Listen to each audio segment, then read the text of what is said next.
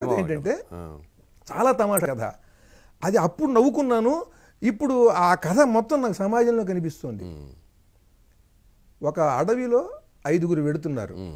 ఒకడు పుట్టు గుడ్డివాడు, పాపం పుట్టుకుతో పాపం అతను మనం ఏం చేయలేం, భగవంతుడు ఒక్కొక్కసారి అలా చేస్తాడు. ఒక అతనికి బ్రహ్మచముడు, అసలు వినపడదు. ఒక అతనికి 2 కాళ్ళు లేవు.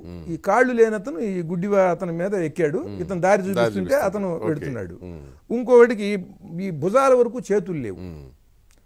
ఈ 4. 5వ వాడికి ఒక పాత గోచి తప్ప ఏం లేవు, గర్భదరిద్రుడు. వీళ్ళు 5గురు వెడుతున్నారు. క్యారెక్టర్స్ ఇవి.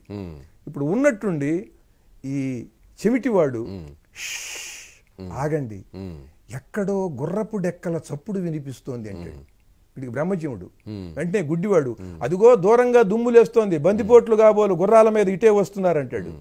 వెంటనే ఈ కాళ్ళు లేనివాడు, అయితే కాలి సత్తువ కొద్దీ పరిగెత్తండి అంటాడు. చేతులు లేనివాడు, ఛీ పారిపోవటం పిరికి వాళ్ళ లక్షణం, వచ్చిన వాడిని వచ్చినట్టు గుద్ది చంపేద్దాం అంటాడు. అప్పుడు ఈ గోచి తప్ప ఏం లేనివాడు ఉంటాడు వాడు, ఒరే వాళ్ళు వచ్చి నన్ను దోచుకునే లోపల తొందరగా తేల్చండ్రా ఏం చేద్దాము అంటాడు వీడు. అంతే కథ, అంతే కథ, ఇంతే సింపుల్. చిన్నప్పుడు నవ్వుకున్నామండి.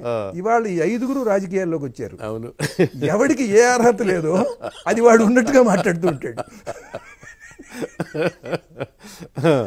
ఇవాళ చూడండి మీరు, ఎవడికి ఏ అర్హత ఉండదో వాడు అది అది తనకు అర్హత లాగా చెప్తాడు. మొట్టమొదట ఎక్కడో గుర్రపు డెక్కల చప్పుడు వినిపిస్తుంది అన్నాడు అనుకోండి, వెంటనే పక్కన వాళ్ళు ఏమనాలి, ఒరేయ్ నీకు చెవుడురా, వినిపిస్తే మాకు వినిపించాలి, దొర్మి అంటే అయిపోయేది. ఇప్పుడు ఎవడు వాడి లోపాన్ని వాడు కవర్ చేసుకున్నాడు గనక మన లోపం మనం కూడా కవర్ చేసుకున్నాం. అంటే ఒక హిపోక్రసీకి పరాకాష్ట.